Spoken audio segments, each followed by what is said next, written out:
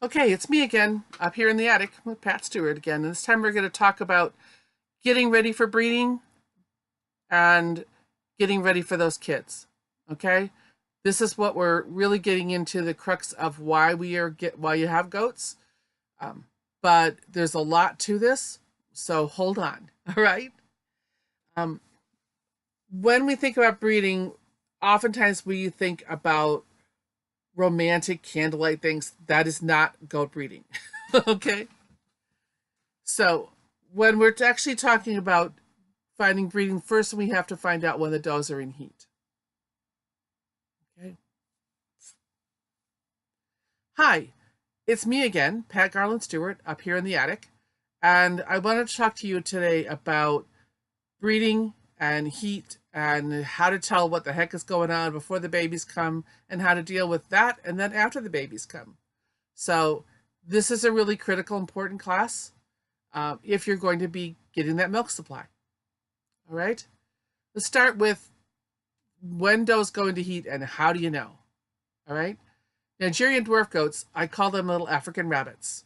They are all about having babies. So the bucks are actually fertile sometimes as early as 8 weeks old. Not all of them are, but some are. Does generally don't come into heat until they're 3 or 4 months old. The youngest doe on test was 9 months old, which meant she was bred when she was 4 months old. Most of us do not recommend that as a timing.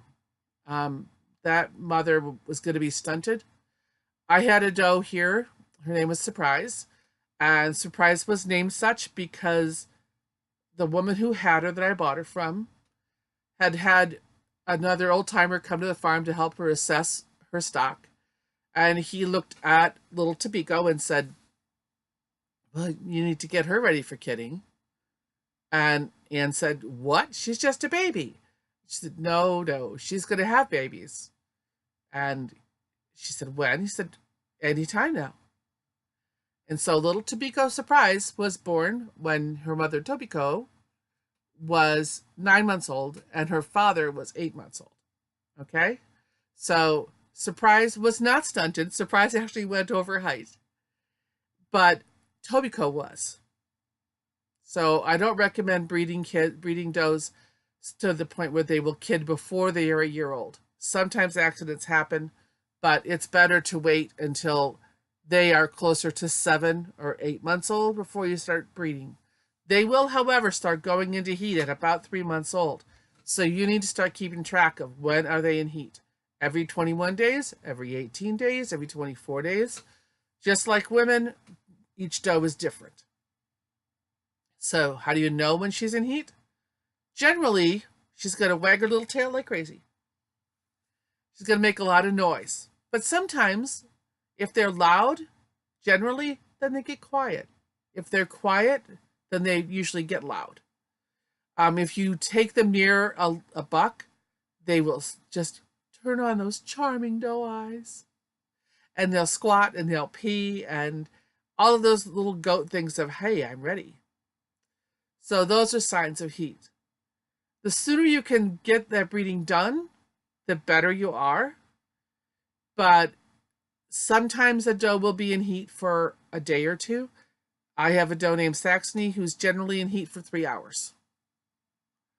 Some people think that the earlier in the heat cycle you have the doe bred, the more likely you are to have does. I'm not sure that that's true, but it's kind of fun to think about.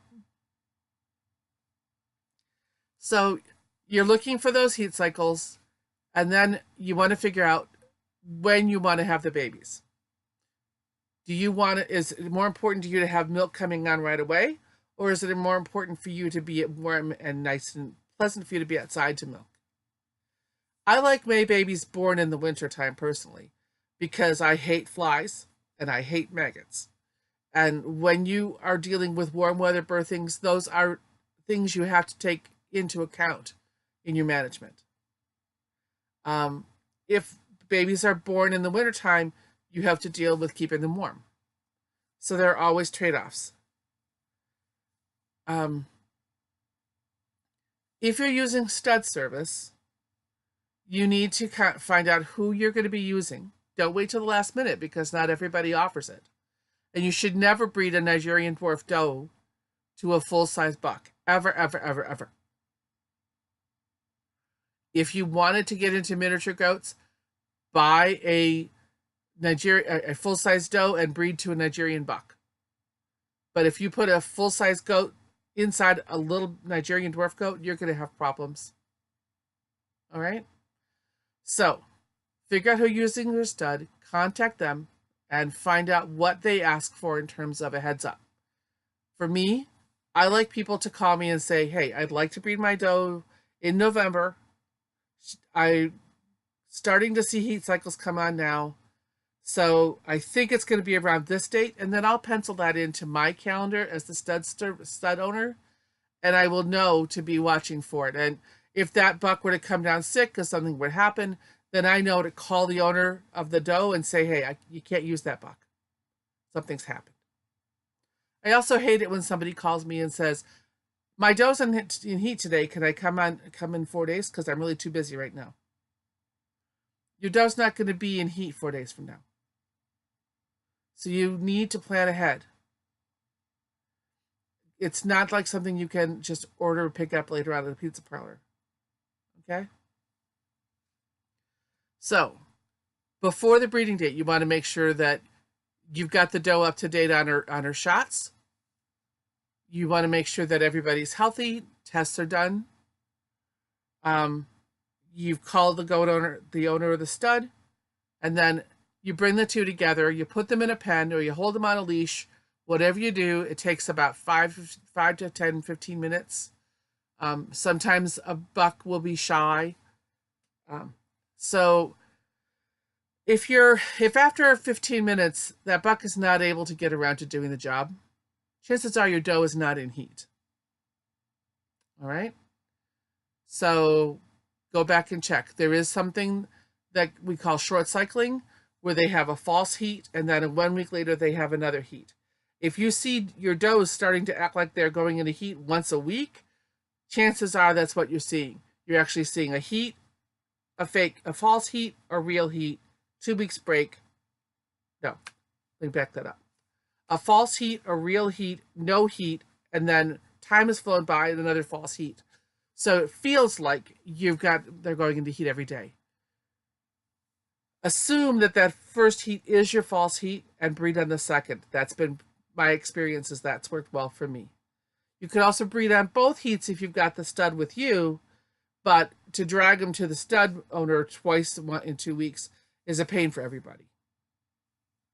Okay? So, once the deed is done, the buck and the doe will go their separate ways. And I actually try to let the doe settle down for like a half an hour. Sometimes the doe will actually squat immediately after he has serviced her and start to spill out all the semen. I actually try to get at least 2, preferably 3 services in at one service. So the buck mounts her and ejaculates 3 times. That way, if she does spill some of it out, there's plenty of ejaculate that's still inside of her that's still active. But if you've got a doe who's prone to doing that, take her out and walk her away. She can't pee it out if she's walking. Okay? So let her settle down for a few minutes before you get right back in the car, because it's a scary thing. Implantation is not going to happen for within up to about 24 hours. So we've got 24 hours when the semen is viable for her to ovulate. Either she's already ovulated or she is about to ovulate. And once the semen meets the ovum, then we've got to have implantation. That is when the pregnancy actually starts. And with Nigerian dwarf goats, we look at 145 days from that point. Now, 145 days, give or take 5 days. Because some does have a smaller uterus. They actually labor a couple days early. Some, I have a lot that don't let it go into labor. They hold it off. Okay? So figure 145 days from the date that you did the breeding. But forgive her if she goes a day or two late. It may have to do with when the kids actually were implanted. All right, so the next question is, how do you know when your doe is bred? Well, if you've had her with a buck and 3 weeks later she goes back into heat again, and then another week later goes back into another heat again, she didn't take. And it probably is nobody's fault. There are just some bad breedings.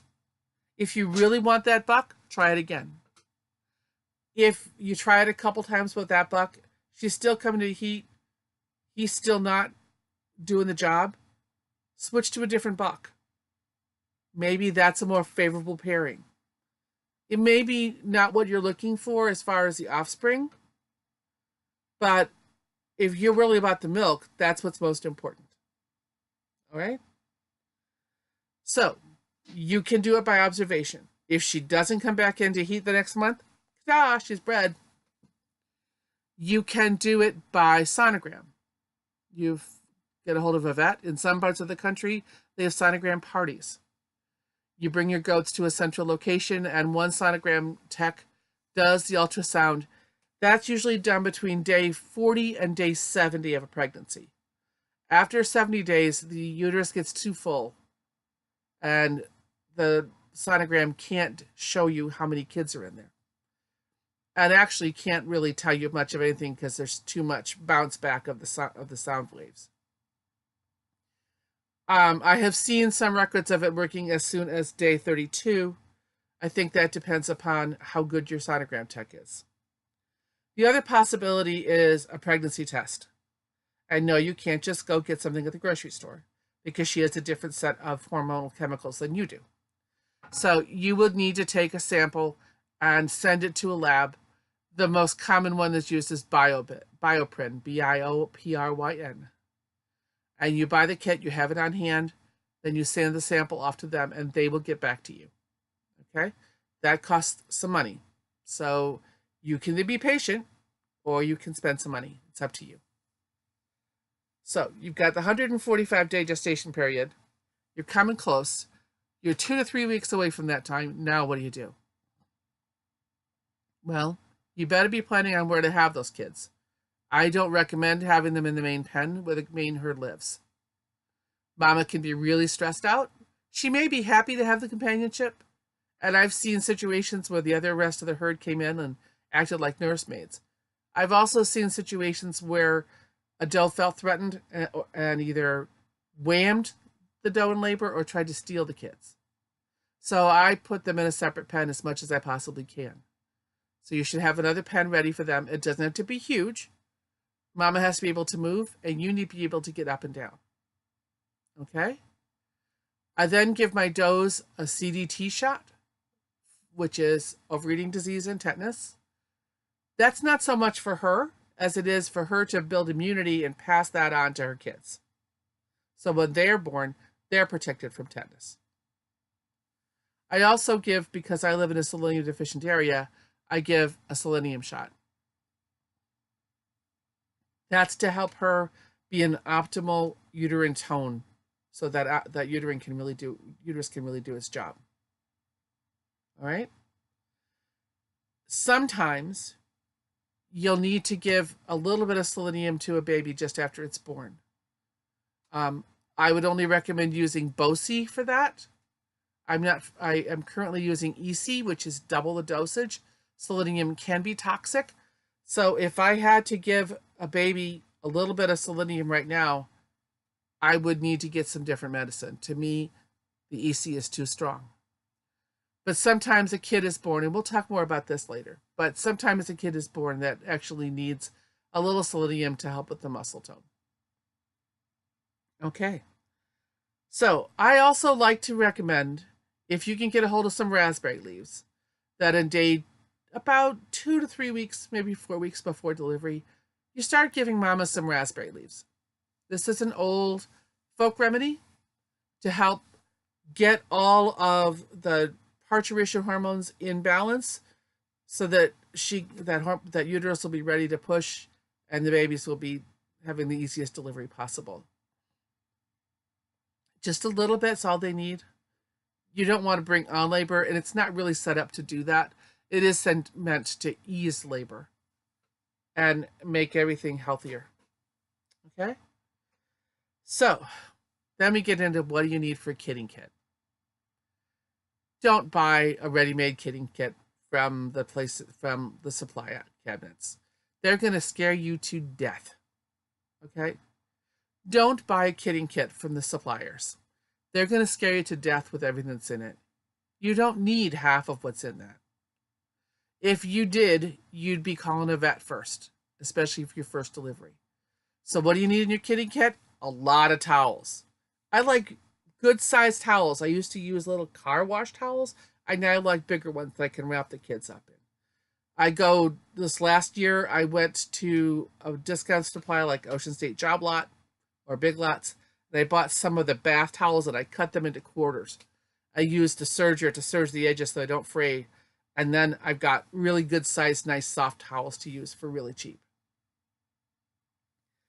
You'll need a bulb syringe like you would use to squeeze to clean your ear out or for a baby's nose. I'm going to use that to pull out any mucus from both the nose and the mouth of the baby. You'll need scissors just in case the umbilical cord doesn't break. I've not had that happen, but it's a good idea to have scissors in any first aid kit. You'll need a baby bottle. And I like to use a Pritchard nipple, which is got a yellow base and a red nipple. One reason I like it is that the Pritchard nipples are sealed when you get them, and you cut them off at the top. So you can have a gradation, whether it's a fine thing that they really have to suck on, or a bigger opening that will actually kind of have the colostrum drop into their mouths. That goes onto a 20-ounce bottle. They used to seal really well. They've changed the designs of the 20-ounce bottles, so I usually have a little leak, but I can manage with that. There are other nipples on the market. Check and see which ones you think work best for you. Do not go for the full size for a lamb or a regular goat kid. They are way too big for a Nigerian mouth. Okay? You'll need iodine to dip the navels in. And then you should have your phone nearby. Okay? Just in case you need to call a vet. That's all you need in a kidding kit. You don't need a prolapse spoon, which a lot of them have, because I've never had a doe prolapse. It's one of my biggest fears. Why set yourself up to be scared to death? Mother Nature does this pretty well without any help at all. You're just there to make things go as easily as possible. And now you wait. And that's the part that drives you nuts. Because you just want to get those babies get out of the way. Sometimes you won't see any signs of any oncoming delivery. But if you've got a first freshener, usually about 3 months along, that udder's going to pop a little bit, and you'll get kind of we call it teacup udder. And that will get more and more full as she gets closer to time. When the udder fills out and really looks shiny, because it's really stretched to its maximum, that's a sign that we're really looking at kidding coming on very quickly. You may see a mucus membrane or a mucus, what they call the mucus plug. It is not a mucus plug, but it is a sign of hormonal changes. And it may be a string that you may come 2 or 3 weeks before delivery. It's all just a sign of things getting ready to move those babies through. If you check the ligaments, which are actually tendons, they're at the top of the goat's rump, and you want to find the backbone, and there are 2 little kind of matchstick feels. They feel like bones coming off to the side. Those are actually tendons, and they will soften and disappear. They will get to the point of brain mush.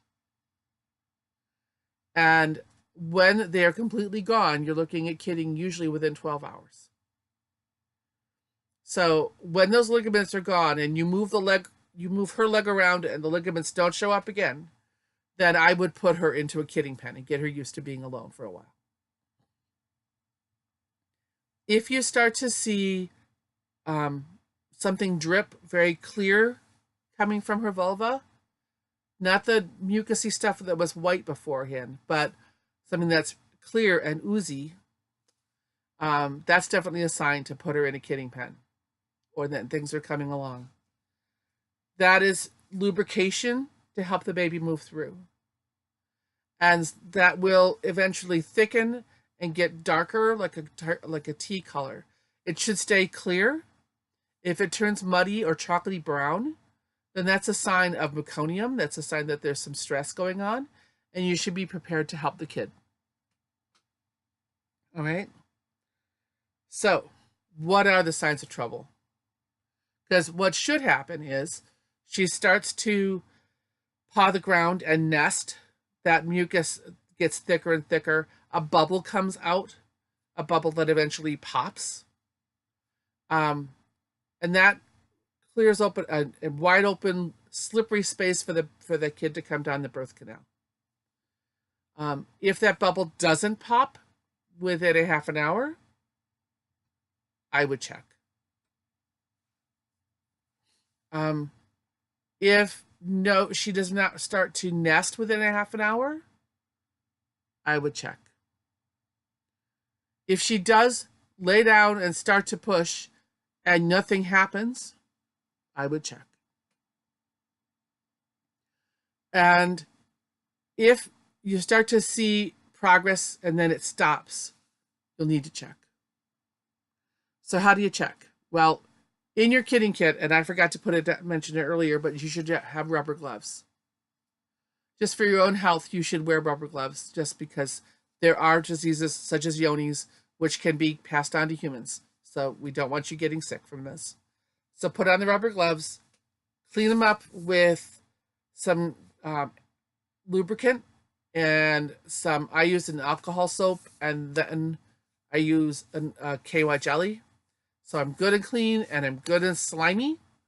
And then I take 2 fingers, like a triangle like this, with 3 fingers, and I'll go into the vulva, and I'll be very slow, but I'll go in, and I should feel hooves. If the cervix is open, you should be able to get past it. If you put your hand in there with maybe 2 fingers, you put your 2 fingers in there, and you hit a dead wall, nothing is happening, then she's not quite ready to go yet. Okay? Sometimes we'll have something called a ring womb, which is where the cervix doesn't open up. You can take a little bit of lavender oil, and put it on your finger and just massage it around the labia, around the outside the outside lips of the vulva, and then clean up and do the same around the womb, the actual cervix. And that will start to relax the cervix, and the kid can come through. Now, most of the time you don't have to help. But if you do, you want to find a hoof, then find another hoof, and just stretch those front legs out so that she can then put the baby's head can lower down in and dive into the world. That's our preferred delivery. They can deliver upside down with their back. Well, they can deliver backwards with their front legs, with their back legs extended. They can deliver backwards with their back legs extended, and they can handle that just fine. If the back legs are tucked under in a breech position, then try to get a hold with a finger and stretch out one leg at a time so that we make things more aerodynamic. Okay? The more arrow-like we can make it, the easier the birthing. If the baby is born back legs first, you do need to work as quickly as possible to get that head out, because if the umbilical cord breaks, the kid is going to take a breath and breathe in amniotic fluid, which we don't want. So that's the time when we're really under pressure. But this is all just to get you ready for thinking about what you have to do. When you're actually having to put your hand inside a dough to check, close your eyes. Let your fingers be your eyes. Otherwise, our brain kind of defaults to using our eyes, and our eyes looking at a plywood wall doesn't tell us anything. So close your eyes. It will be easier. All right. If you have to turn a kid, and I would advise, if you're early at this, get a vet to help you learn how to turn. But if you have to turn a kid because it's coming in sideways or it's coming in upside down, make sure that you are well lubed up. Take some extra lubricant, actually put it into her vagina, really make it soapy, really make it slimy in there so there's lots of room. And just use your fingers and just gently nudge them a little bit at a time. You do want to keep your fingernails short. And when you go to explore the uterus, you want to keep your fingers curled under so you don't actually poke through. Okay? If you still can't get those kids out, then call a vet. They may do a C-section. They may come in and do other things. But don't feel that you have to be a hero and do this yourself. Call a goat mentor. Have them come over to help you. Doing this yourself the first time is really scary. Okay? So be prepared and have that eventuality in mind. So once the kids are all out, now what do? Okay? Give mama some fresh hot water. Not to the point where she'll burn, but good and steamy. Put a little bit of molasses in there. Give her grain, give her fresh hay. Let her eat the placenta or scoop it up if you want to. She'll pass it after the kids are all out. Make sure all the kids are warm and dry. I use a towel. And in the wintertime, I'm actually often wearing goat kids under my coat. I do use heat lamps, but I make sure that my heat lamps are set to the point where they can't touch anything. They are wired onto a chain. And if the chain swings, it still can't bump into anything. And that way I can adjust my height and back off the heat lamp as I need to as the kids get stronger. I don't recommend most people use heat lamps, but if you live in a place like I do in the northern climate where it's below 0, even below 32, if your animals are not used to that kind of weather, have a heating pad available. I like to make dream pillows, which are, I put rice and flaxseed in them, and then I microwave them. And I like to have several of those that I can put the kid on and prop the kid up. And then, because if they get cold, they lose their instinct to nurse, to suck. If they lose their instinct to suck, then they can't get colostrum in their gut, and they need the colostrum in order to have the energy to survive. So where chicks are born with enough food in their stomachs, they hatch out with enough food in their stomachs for 2 or 3 days, a goat kid needs to have food in its stomach very quickly, or it's going to use up all its energy. So how do you get that colostrum in them? Well, you can try to get them to latch onto mama. My experience with a goat is if you want to do something, it is going to fight like hell to not do it. So generally what I do is I keep the baby warm. I milk out some colostrum into a baby bottle, which I have pre-warmed by putting some very hot water in it and then dump the water out. So the bottle is warm. I put the warm colostrum in it, and then I put the colostrum, the nipple, into the baby's mouth and hold it. It just needs a little tiny bit, just a couple ounces, and it'll be fine. And then it can get its legs underneath it, and it will insist on getting its milk from its mother. Okay? If you're going to bottle feed, then you do all of that and take the baby away. And you put the baby in a box where it's warm until all the babies are taken care of. Then you milk out the colostrum. You heat treat it to 130 degrees. No hotter than that, or it won't be usable. And then you let it cool down and you feed it to your babies. Okay? Now, once they're dried off, I take the iodine and I dip the navel and I dip all 4 hooves in the iodine. That's to avoid an infection from coming through the umbilical cord or through their very porous hooves. Okay? At that point, I check for extra teats on the does or the bucks.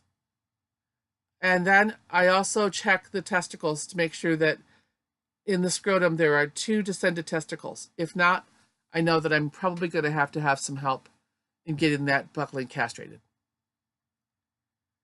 I also check horn buds. And if I'm going to disbud those kids, if they're not, I don't have polled kids. But if I did have polled kids, then I wouldn't have to worry about that. However, you won't know for sure until their hair's dried off and you can see the shape of the hair, whether it's curly or straight. Okay? If you have to disbud them, I like to disbud bucks by 5 days old. Oftentimes you can feel that horn bud coming through when they're born. If it is broken through the skin by the time you take the horn bud off, it's going to be really hard to kill the horn bud, and you need to do that quickly. Okay? The does I actually I can have up to wait till 10 days. I actually had one doe this year I waited a month on because she was a little stunted, slow to growth. I didn't want to stress her out. We did her when she was a month old and her horns were still just past my perfect comfort zone. Okay? And then castrations, we've got a videotape to show you about that. I do that on my boys after 5 weeks old. Some people do it later than that. I think 5 weeks old, they've had plenty of chances to grow that urethra and have plenty of space to avoid urinary calculi. My first buckling that we ever had born here, I took to a guy who helped me learn how to do all this stuff. He had me castrate him at 24 hours old. And that boy lived to be 15 years old, and he never had urinary calculi. But I got lucky. So now I wait until they're 5 weeks old. And I do use a band. I don't use a Burdizzo. We'll talk more about that later. Okay? And lo and behold, your doe may come back into heat within a couple of weeks. I don't breed her back right away. I let her spend time with her kids, and I breed just once a year. I don't need that much of a rush. I don't need that many babies on the planet. Okay? So that's basic breeding to birthing in just about a half an hour. Okay? Next class, we'll be talking about something else. Okay? Thanks. Bye.